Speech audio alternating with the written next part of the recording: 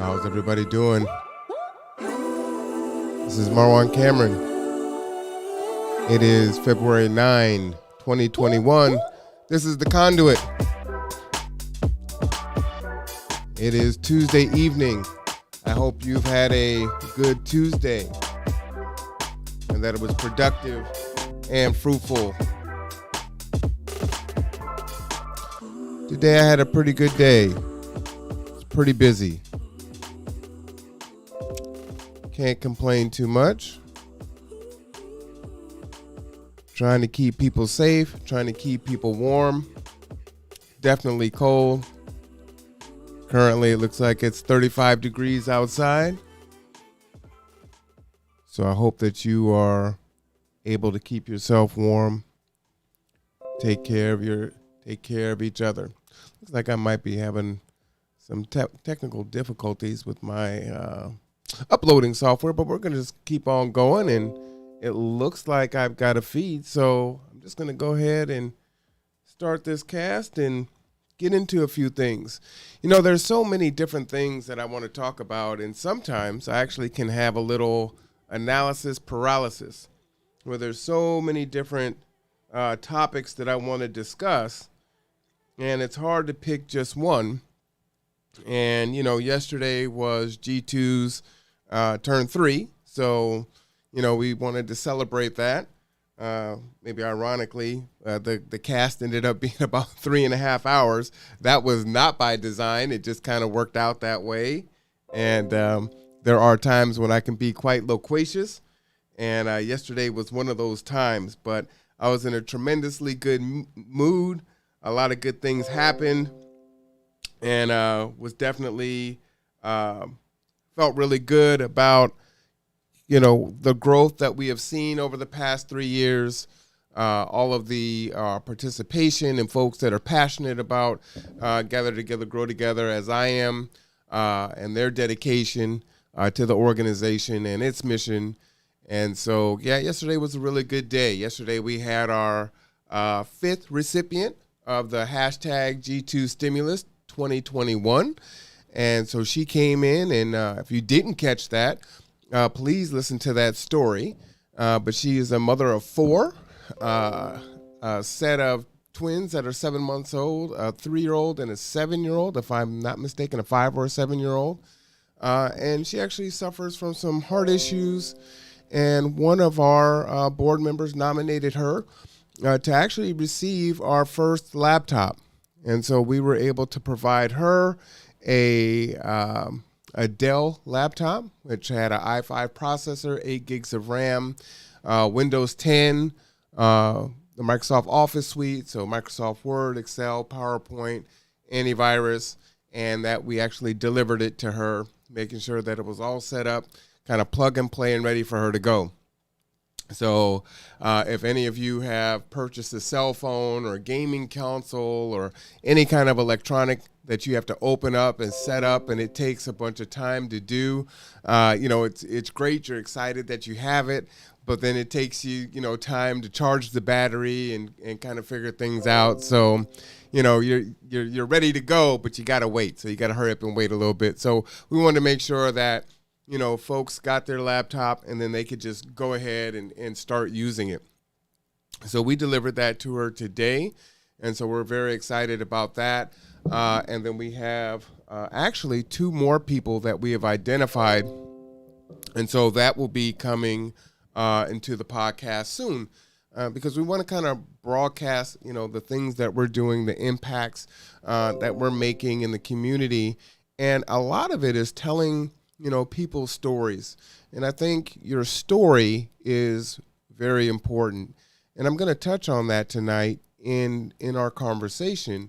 Because we're going to talk a little bit about, you know, soft skills and how important soft skills are, and kind of leading into emotional intelligence. And one of the main components of that is self-awareness.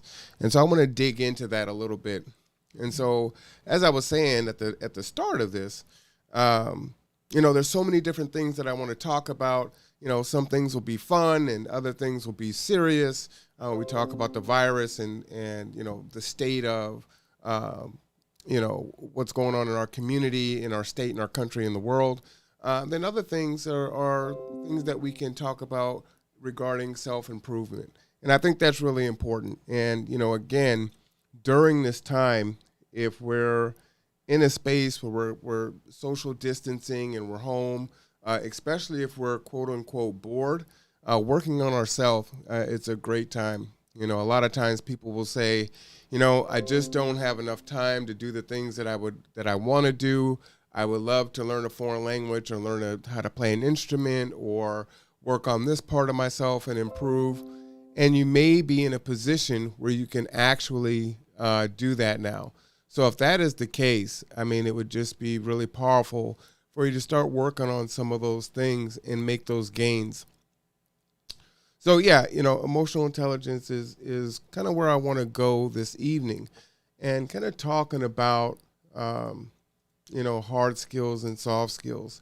We have several people right now that are working with us on the roof for construction, and being in that field can be pretty stressful. Just like being in the restaurant industry or fast food, anything that's high paced and high stakes. Emotions can flare up, and folks can say things or do things, and that can begin to run through the job site pretty quickly. So I'm having a few errors here, and I think the errors are coming from the fact that I may have a double posting to Facebook. So I'm going to go ahead and cancel one and just see if that fixes the situation. So I apologize for that. I am simultaneously broadcasting on YouTube, so you can always follow me there. Just type in Marwan Cameron and it will come up. I actually would appreciate if you did that. What will happen soon is I will, begin to post little snippets and links to YouTube so that we can start building our subscriptions there, and we can do some more things, and just kind of spend a little bit more time. Also, one of the things that I've been thinking about is when is the best time to broadcast, right? I know for my late night people, we're up and, there's anywhere between 1 to 5 of us maybe, looking at the live stream, dipping in and out. But for many others of us, we, maybe during the day might be a little bit increase our viewership, but then folks are at work, they're helping, their kids are in school and they are now the teachers. So they're trying to work on that. So trying to find a good time to broadcast that where you can actually jump in and listen, maybe even participate. That's something that I really do want to focus toward is, responding to people in the chat. I'm getting set up so that people can actually call in and talk to me live, and we can have conversations that way. Because I think that's critical, right? There's a lot of good information out there that you can get from different sources, but I think there's an added benefit if you can, have those experiences and those conversations bounce back and forth, and bringing multiple people into the conversation so that we can get different perspectives, different ideas, different tools that we can use to improve our lives. So do know that is my ultimate goal. And again, the reason why it's called the Conduit, right? I want to serve as a conduit to increase conversation, to bring diversity of thought and ideas to the surface. And I think that there are a lot of solutions. There are a lot of really good perspectives. And, for me, I'm not going to say what's good and what's bad. I don't really have the right to define what that is. So I should say, just different perspectives, right? However people take those. And hopefully toward the betterment of ourselves and each other. So I think that is an effective way to go. And, that's what I would like to do. Some of the things that I think about often is, just my own experiences. And how I came to be where I am today, all of the trials and tribulations that have shaped and formed who Marwan Cameron is. My domestication, if you will. Um, and there are so many different things that I've gone through, some things that I wish that I, didn't do, choices that I wish I didn't make. I would have made a different choice. But, at the end of the day, and you will hear some people say this, they really wouldn't change much about their life because it really is how they came to be who they are. And, for me, that's important. I am proud of the person that I am today. There's a lot of things that I need to work on and improve. There's a lot of things I want to work on and improve. It's one of the things that makes life so great is, there's always something more that you can do. You can always get better. You can always improve. You can continue to strive. Tomorrow is a new day, which brings new opportunities to change and grow. And so that's important to me, and I look forward to that. So I never want to get to the point where I just feel like there's nothing left for me to learn. I'm good, and I'm just kind of satisfied. I consider myself a lifelong learner, and again, self-awareness is one of those critical pieces. But as I was saying, we work with a lot of folks, and we have people that are on our job site right now. When we're open, pre-COVID, we have people in the concession stands, and sometimes we may have up to 30, 35 people, right, with varying levels of experience, different levels of their own soft skills and hard skills that are all converging all at the same time. You have different personalities. You have, a stressful environment when you have 68,000 people in a stadium and your line is packed with 150 people wanting their food in between a intermission or, in between downs or turning over the ball. So, that's stressful. Things in the back are breaking and communication is breaking down and it's very loud. And how do you effectively, work through that and keep your cool? And that's a skill that's hard to teach because you almost really need to be in the environment. We can give you, tips and say, okay, breathe, positive self-talk, work through, your steps. This is what I'm going to do if this happens. Knowing what your job is, practicing what your job is as you get better with figuring out what you need to do. If you're going to maybe brew, a thing of coffee or make pretzels or whatever it is that you're doing, that will make other things easier. So when you're trying to do both at the same time, that could be tremendously stressful. Kind of case in point, it's another point of emphasis that I've always made when I was teaching at the college is you have folks that are coming in and let's say they're taking their English course or their math course. Well, many students that come in, especially non-traditional students, have to come in and take a placement exam to figure out what math or English they need to complete for their degree, right, to get their college level math course. And oftentimes, you've been out of school for a while, and so you may not place into that college level math, so you may have a prerequisite that you need to do a developmental math course, right? So that's already stressful, and or an English course. And so you have these courses that you're trying to complete. You need to learn this information, and for a lot of folks, math is a subject that they hate, right? They don't embrace it for whatever the reason was. Never was really good at it, didn't have a great teacher, just whatever the case may be. And now you find yourself needing this math to get the degree, to move, or not even get the degree, to move on to the next math course, to get to the next math course after that, to get to to earn the degree, right? And when you come into a college environment, you're thinking, hey, I'm going to go ahead and get my degree plan and I'm going to complete these classes and I'm done. And then you find out that you have a developmental math course or English course or some other prerequisite that you need to complete, and it's adding time to how long it's going to take for you to complete your academic goals. Well, you add on top that we are now in the computer age where you may be taking quizzes or doing discussions or, submitting emails or taking tests or quiz online. Now you're faced with needing to be proficient in your computer literacy as well as trying to work on that math or English class that was already stressing you out, right? And so I see that, and it can make people's experience a lot more difficult than it needs to be, honestly.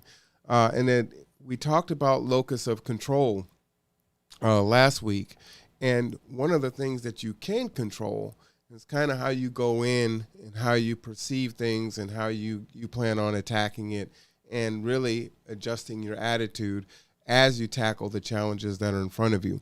And the students that I find that are able to do that definitely have, a smoother transition in that. Doesn't mean that they're not going to struggle with the computer and the technology. Doesn't mean that they're not going to struggle with the math or the English or whatever the subject is. But what it does mean that their attitude will make it a little bit easier for them to keep their anxiety levels lower, to be a little more even keel as they go through the challenges, to make a plan, to give themselves grace. I tell people all the time, give yourself grace.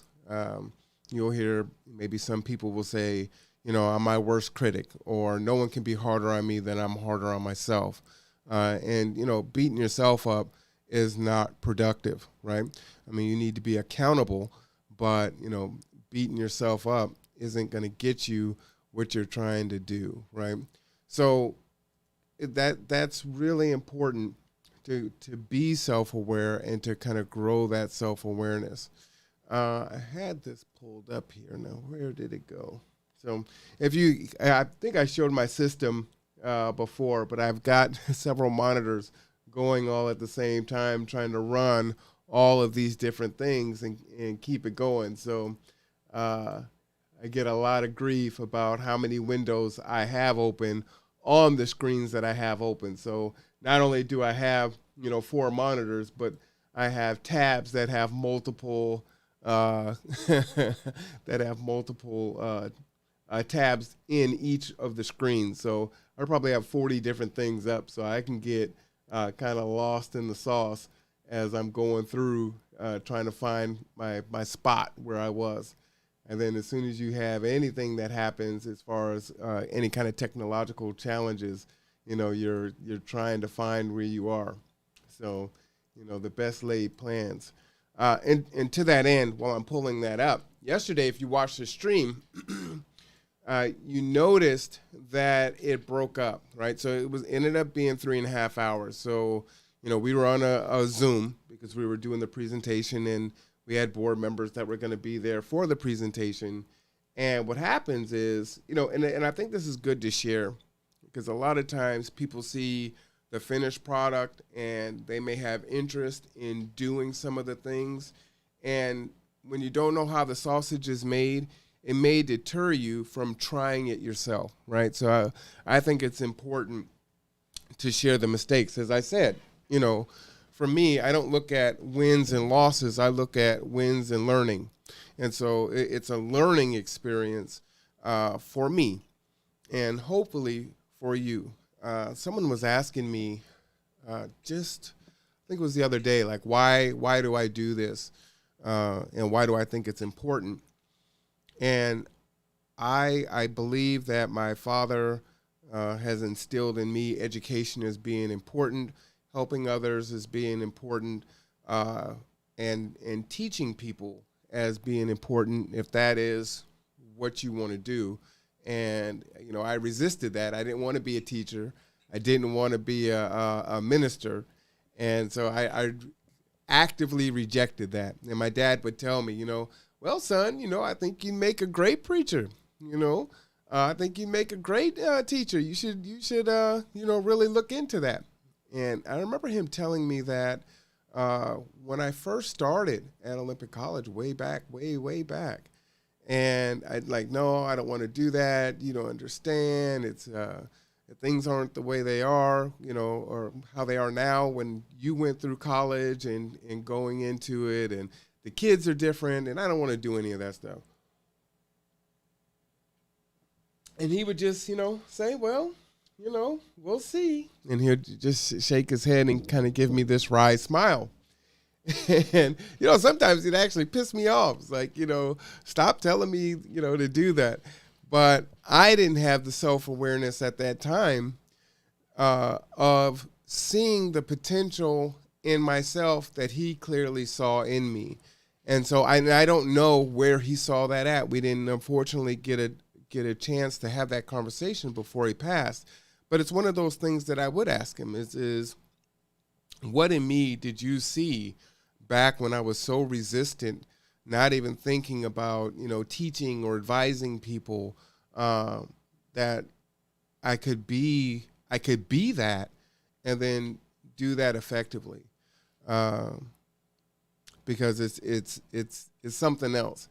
And I tell people now that I feel like I can see people's potential, and I kind of look at folks and I see the matrix, right? I just see the code in them, and I see, what they could become, right? I don't know everything that they could become, because they could become even more greater than, what I even see. But I see the potential. I see the greatness in people. I see the ability for them to, make an impact on their own lives and the lives of others, whatever it is that they do. And oftentimes, they don't see it in themselves. And I'll push and challenge people and often, put them in positions that are going to make them a little bit uncomfortable. Some of my favorite teachers in my master's program would tell me, you need to get out of your bubble. And, there are competing thoughts on that, right? Some people will say that you need to get out of your bubble, which can be extremely terrifying and debilitating. Other folks say that you need to kind of step out of your bubble a little bit or expand your bubble slowly as you begin to challenge yourself and learn and kind of take these calculated risks for you to grow as an individual in what it is you do. And so I like the second one, where I don't necessarily want to jump out of the bubble where I feel like I'm in danger and I'm going to, be frozen with anxiety, maybe have a pretty significant setback or a failure, and then feel like, oh, I'm just going to retreat back to the bubble, and that's what I'm going to do. But by expanding it a little bit, getting outside of myself, I think can be a really effective way to go. In that, I'm going to end the stream on YouTube, and hopefully that will keep the stream